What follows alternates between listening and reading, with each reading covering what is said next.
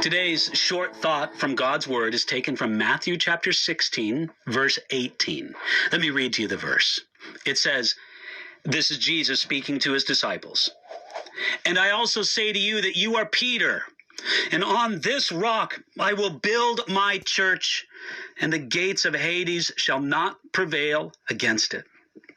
The dramatic statement of Jesus, quoted above, was made at Caesarea Philippi.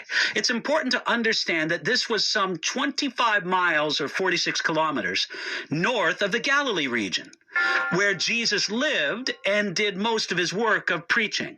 Caesarea Philippi was not a Jewish populated area. It was a center of pagan temples and worship. Now, why did Jesus decide to go to such a far distance and to such a pagan place to have an important conversation with his disciples? Now, there were probably several reasons. One was that this came during a season when the crowds pressed in on Jesus more and more. He and his disciples were probably happy to get away to a place where Jesus was not known as much, and they could rest a bit. Here, Jesus also promised Peter and the rest of the disciples that the gates of Hades would not prevail against his church. In the ancient world, the elders and judges and rulers of the city often gathered at the gates of the city. There they planned, decided, and made strategy. It is true that the plans and strategies of Hades, in this context hell, would not and cannot prevail against Jesus' church. Yet, considering the specific place Jesus chose to make this important statement, I want you to consider an additional aspect to this. You see, at Caesarea Philippi, there was a large temple to the Roman god Pan that dominated the place Caesarea Philippi. You couldn't miss it if you went there.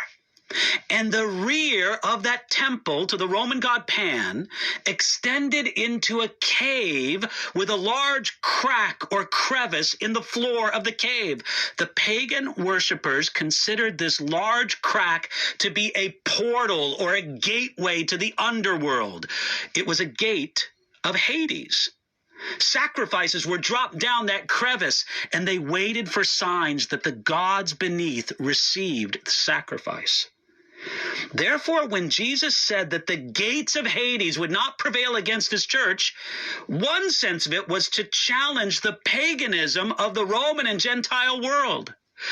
Given the words and the setting of where Jesus said it, it was as if Jesus said this: just over there is the place where the pagans sacrifice to their idols, the place they consider to be the gates of Hades. None of that is going to prevail against my church, the community of my followers. You see, up to that point, the disciples mostly saw Jesus and his work as something among the Jewish people, and they thought about it that way for a good reason. Yet here Jesus must have surprised them by challenging not only the old wineskin of Judaism of his day, but even the vast pagan world.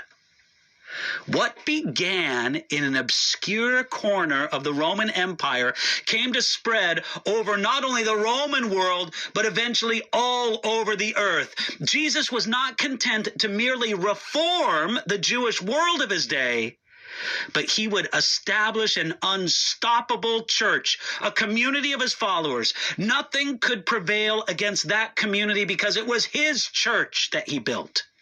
Now, bring it to today. Nothing can prevail against the community of God's people because it is his church that he builds.